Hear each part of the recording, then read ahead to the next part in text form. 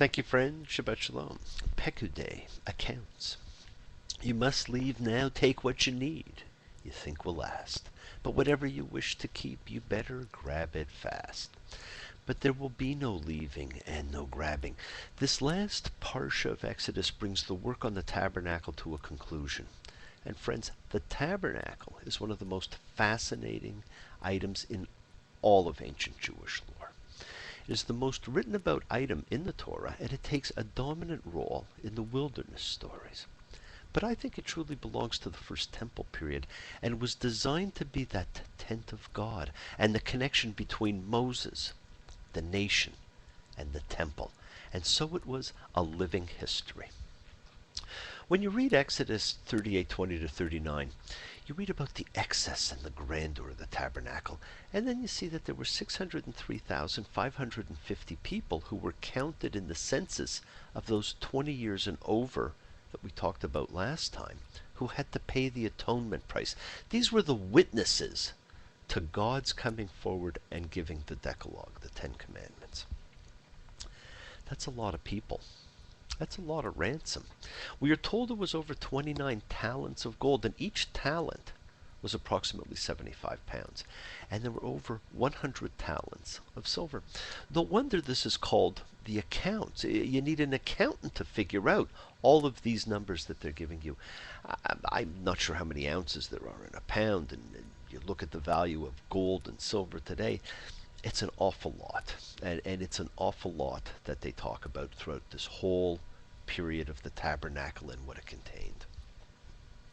The people then go on to make Aaron's priestly garb, and that's given quite a bit of description too. And a lot of time is spent on the stones of the famous breastplate. And they're all listed in Exodus 39:10, and they contain topaz, carnelian, emerald, ruby, sapphire, diamonds, amethyst, onyx, beryl, jasper, and more. And we've all seen pictures of what it might have looked like, because nobody knows for sure. And friends, there's a very major sentence that's missing from the Masoretic text, and that's the one that is primarily followed in the Torah. And this sentence actually appears in both the Dead Sea Scrolls versions of Exodus and in the Samaritan Torah text. And they made the Urim and Thummim as Yahweh had commanded Moses. Friends, this was again a reference to the only known means of direct communication with God, the only way of asking God a question and getting an answer.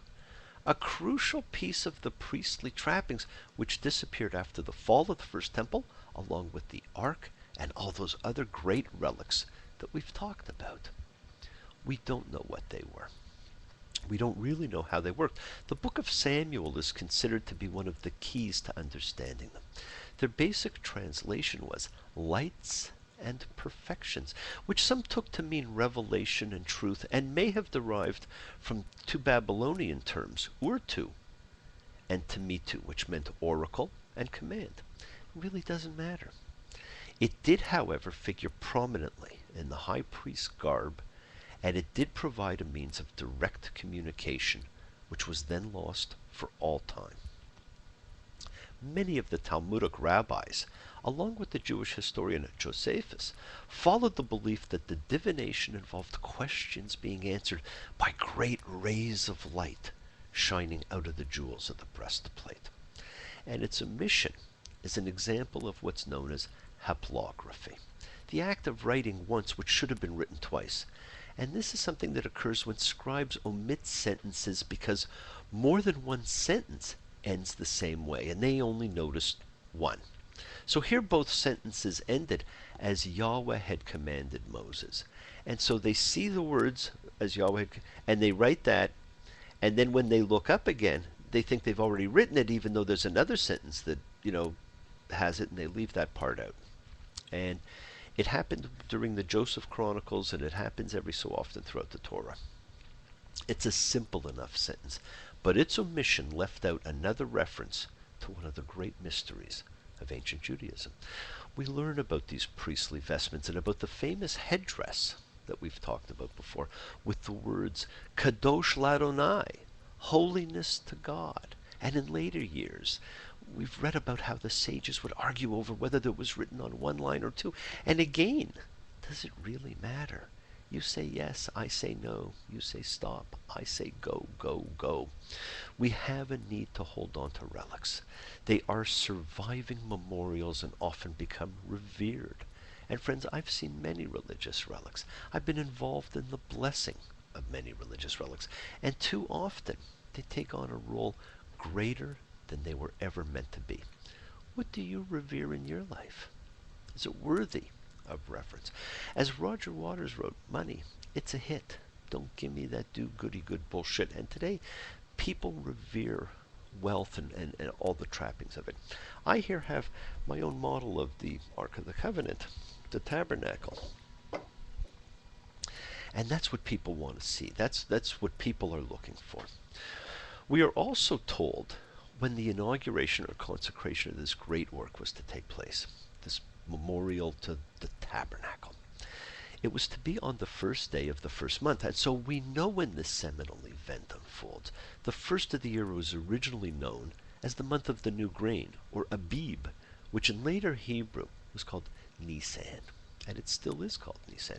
So this was the first day of the second year of the Exodus, or to be precise, 1 year less 2 weeks after the departure from Egypt. And God tells Moses, settle the ark of the testimony there and have the pavilion cover the ark. We talked about it before, friends. It was not a curtain, but a tent. And the book ends in Exodus 40:16 with the words, and Moses did it. According to everything that Yahweh commanded him, he did so. Right? He set the ark. So here's the ark. He set the ark, and there wasn't a curtain. There was a tent. I don't have a prop of a tent, but there was a tent covering it, and it was the Ark of the Testimony. And inside, of course, the testimony was the contract with the Lord. What's interesting is the phrase that's used. According to everything that Yahweh commanded him, he did so. This is the same phrase used in describing Noah's obedience to God. And so the only two biblical people associated with floating arks are connected, and they are connected by their obedience to God.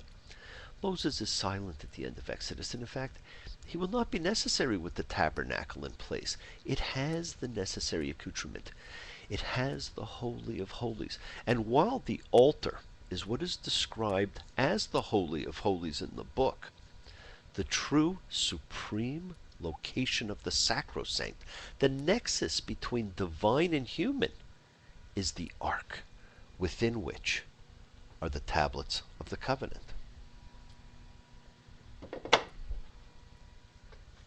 And Exodus ends with the cloud moving in. The cloud abode the glory of the Lord. It is poetic, and the ending of this book points much more towards Numbers than Leviticus, because it points to tales of wilderness wandering, catastrophic desertions and rebellions, battles between the leader and the led, and not at all to priestly regulation. But that's what's next. Leviticus is positioned right in the middle of the Bible, my friends. It is the shortest of the books, and is a period of complete stasis, dealing with ritual, with its emphasis on animal sacrifices. Friends, Genesis was the action of man. It was creation, the flood, the Tower of Babel, but its focus was the patriarchs and their journeys and adventures. Exodus was the action of God, his story told through one person, Moses. And God goes from being known to a handful of chosen individuals to being known by everyone. Now we're coming up to Leviticus, the priestly rules, and it's about the Word of God. There is no movement here.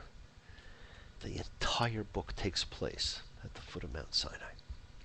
The disturbance in the force throughout Exodus is supplanted by the orderliness and arrangement and formation of a people and an identity by law, but not just by law, by moral law. And friends, this book became the entry to the Torah over the years since the temple was gone.